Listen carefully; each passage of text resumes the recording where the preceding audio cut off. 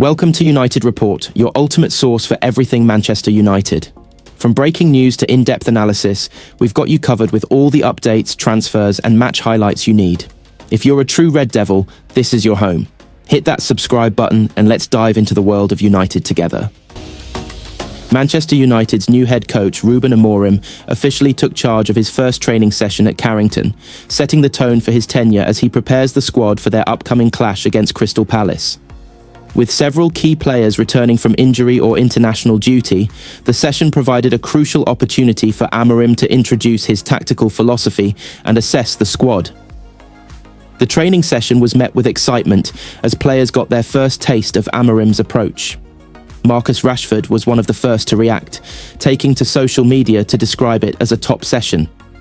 Rashford, who has struggled for form in recent months, looked sharp in drills and appeared eager to impress the new boss, Bruno Fernandes, the team's captain, led by example, engaging in intense tactical drills and working closely with Amorim's staff. His leadership on the field will be crucial as the squad adapts to a new playing style. A number of key players participated in the session, including Lisandro Martinez and Victor Lindelof. The defensive duo were heavily involved in tactical drills, with Amorim reportedly keen on improving United's defensive organisation. Martinez, who has been struggling with injuries this season, looked sharp in ball distribution exercises. Andre Onana, the Cameroonian goalkeeper, fresh from international duty, was put through an intense workout with the coaching staff, focusing on distribution and positioning. Kobbie Mainoo. After a 6-week injury layoff, the young midfielder returned to training and was spotted receiving direct tactical instructions from Amorim. The 18-year-old is expected to play a vital role in the new setup. Mason Mount still working his way back to full match fitness.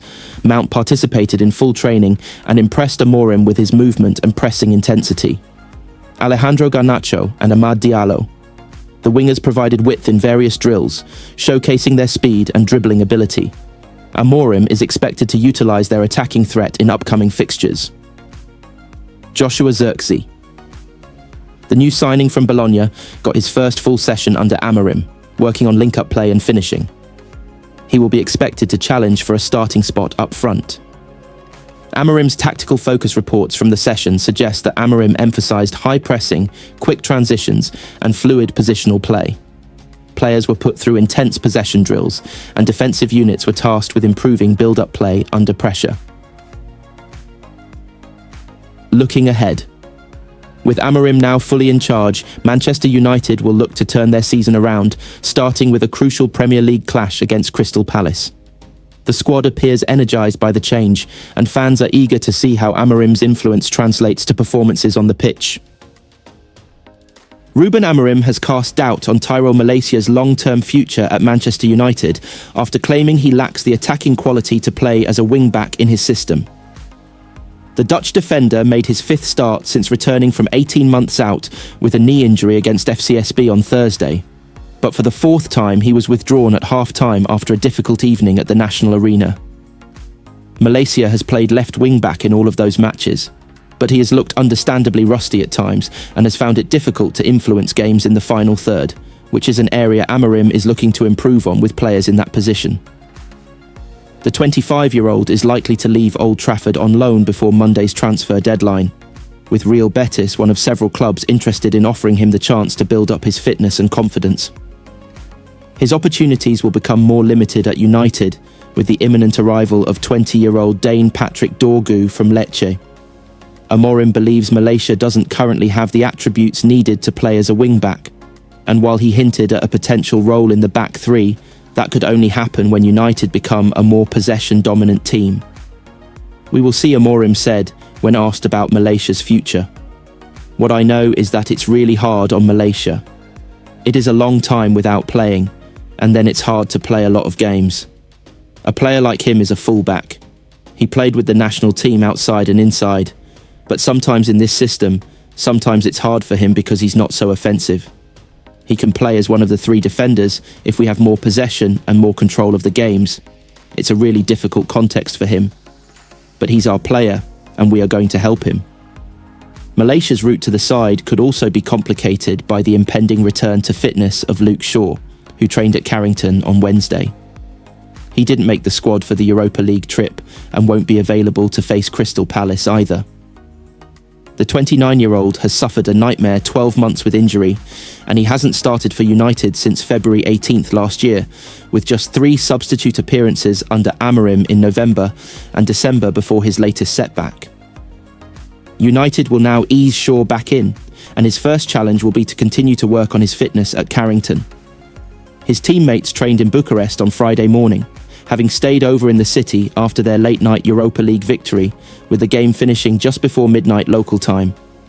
"It will take a little bit more time," said Amorim. "I think he needs to train more, to spend more time with his teammates playing as normal, even small-sided games. Not just working alone.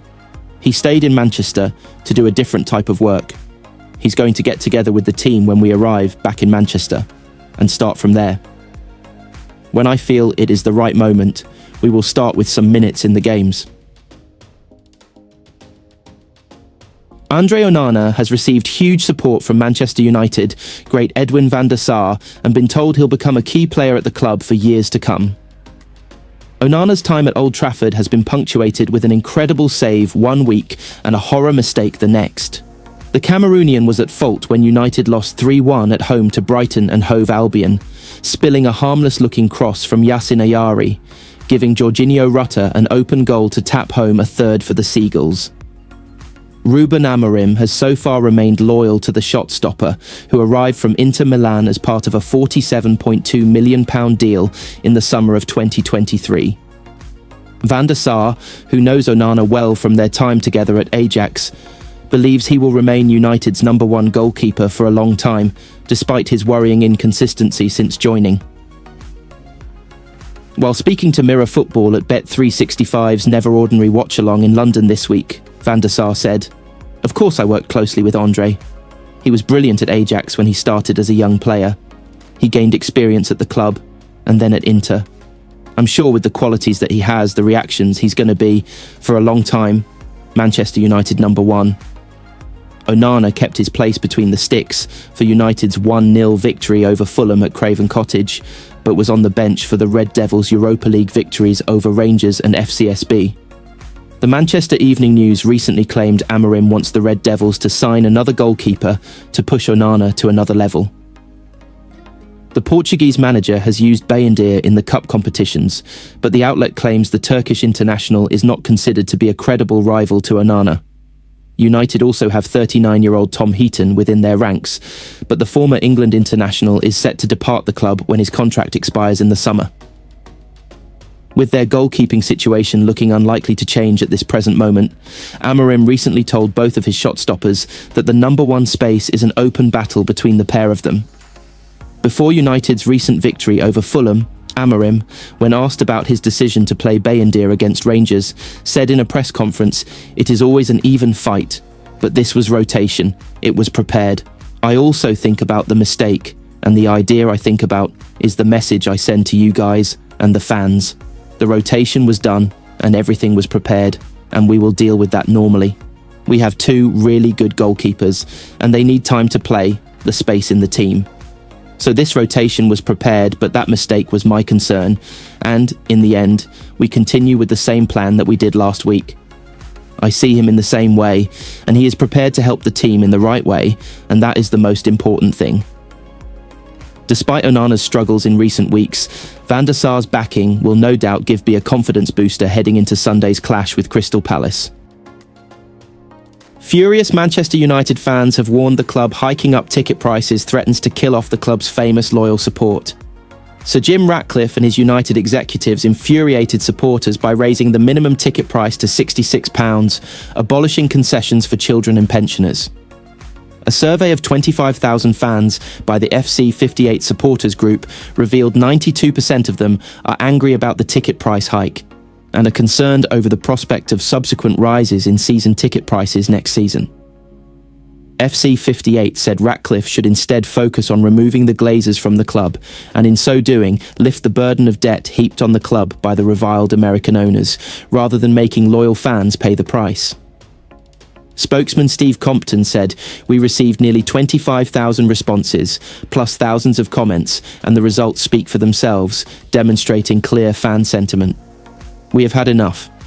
In our opinion, the club is trying to price out the current match-going fan to replace them with tourists and day trippers. Legacy fans, the club like to call us, do not spend enough money. We feel the club is hemorrhaging money left, right and centre. The minimum £66 for member tickets is a testing ground for the club and ticket pricing in the future. We believe dynamic pricing is being discussed and on the way. Cutting adrift our club from the community, its working class roots and generational fans represents the ringing of the death knell for fan culture. The simple answer to all this is to remove the Glazers and their debt mountain. Revenue will increase once this happens. But it looks like the new investors are ignoring the millions paid in interest on the Glazers' bad debt per year. They prefer to squeeze as much money out of the match-going fan base than confront the real financial issue with the club: the debt, the mismanagement of the club, and the crippling interest payments. The current atmosphere around the club and fan base is in the gutter. Nothing has changed. In fact, it is worse than it has ever been. The survey, which sought the views of supporters outside Old Trafford and the club's global fan base online, posed a series of questions. As well as disquiet over ticket price increases, the results also showed 92% of fans are unimpressed with the stadium atmosphere.